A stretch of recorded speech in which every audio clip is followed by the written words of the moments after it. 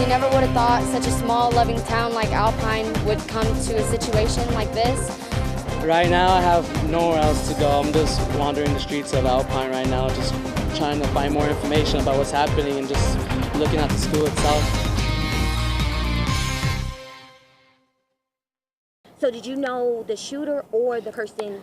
The one who got shot, she was a good person, all caring all around, just a good person in general. This morning, the Alpine community is waking up to the aftermath of a tragic event that has left many with unanswered questions. As we continue our coverage this morning, we have new information that just came into the newsroom from the Alpine Independent School District. Right now, all classes have been canceled for all students in Alpine. The campuses will remain closed until Monday, September 12th, when all Alpine ISD classes will resume their regular schedule. And let them talk as much as they're willing to. Hear them. Let them feel like they've been heard. Superintendent Becky Watley shares with CBS 7 that counselors and clergy officials will be available across all 3 campuses starting Monday to visit with students. A critical incident stress debriefing session has been scheduled for all Alpine ISD staff to prepare them on ways to help students cope with the recent tragedy. On Sunday, there will be a parent and community forum for all community and family members starting at 1:30 p.m. inside the Alpine Civic Center. The family has advised me that the girl's very, an A student. They've only moved here. They've only lived in Alpine about 6 months. I know the grandparents. They're very fine people. We just don't understand right now what would have provoked this. As we continue to follow this devastating story, we learn more about exactly what happened. Early Thursday morning, police responded to Alpine High School after reports of a shooter on campus. When they entered the building, they found the victim with a gunshot wound to her lower backside. They also found another female student who had been fatally shot. Police immediately put the school under lockdown and began searching for the shooter. They eventually determined that the young woman who died was the shooter and she had turned the gun on herself. The response was excellent as far as being able to respond to something like this. It's unfortunate we did have the one accidental discharge that happened in that, but when you have, again, the chaos that's taking place at the time, so many different agencies coming in with very little information, it's unfortunate something like that may happen. Several questions remain unanswered as officers investigate what led the 14-year-old student to shoot another student before taking her life. As the investigation continues, we learn more about the training that help teachers respond to a situation like this. Our teachers in this community are trained. Let me tell you, they did well, they did good. They're in shock because they had to use that training. As soon as I found out, I was in tears. I was shocked. She's a very close friend of mine.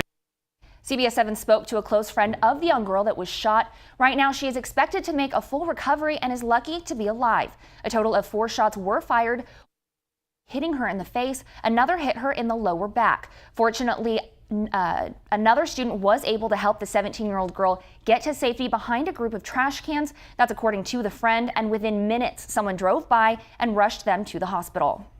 Apparently, she was going to the bathroom just to, check up on herself, look in the mirror or whatever, and she saw, another girl whom she apparently didn't recognize, with a gun, and she was startled, of course. And then the girl with the gun then turned and looked at her, and of course she was scared and opened fire on her.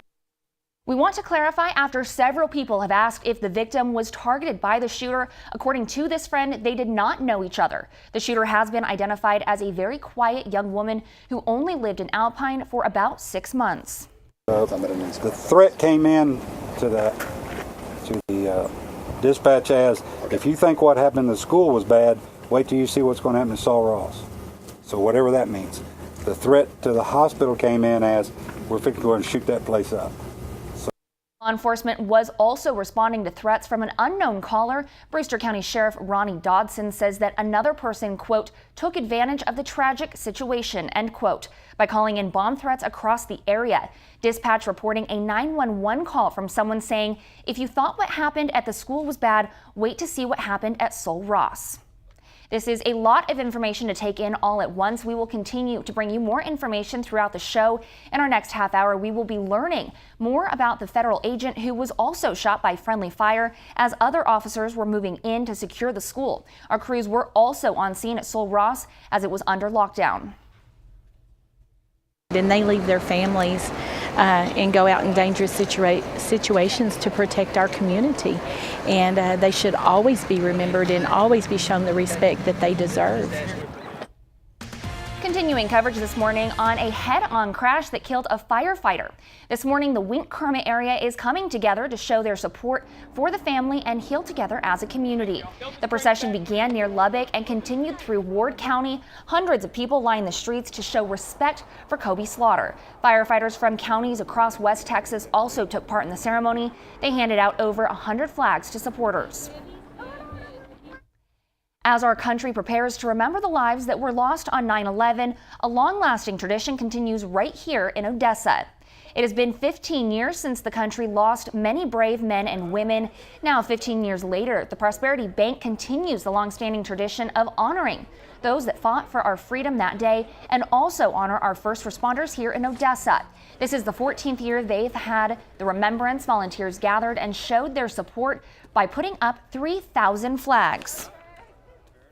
That's what's really brought this event year after year and brings everybody out, is that we remember that, what I would consider that fabric of thread of our community is patriotism and bringing families together and recognizing those that give us the freedoms that we have today.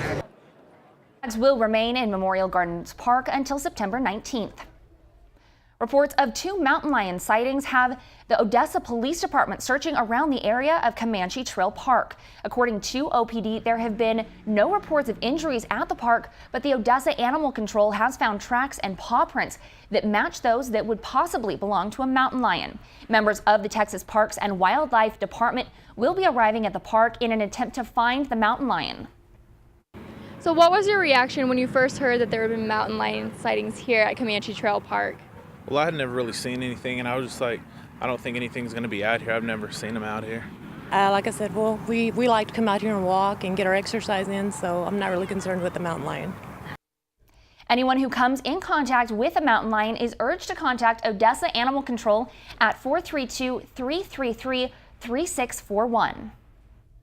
With the Permian Basin Fair around the corner, one lucky winner will win some amazing prizes.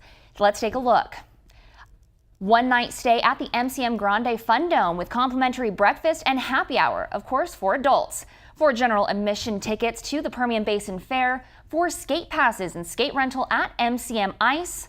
We will be announcing who the lucky winner is in the next hour, so stay tuned.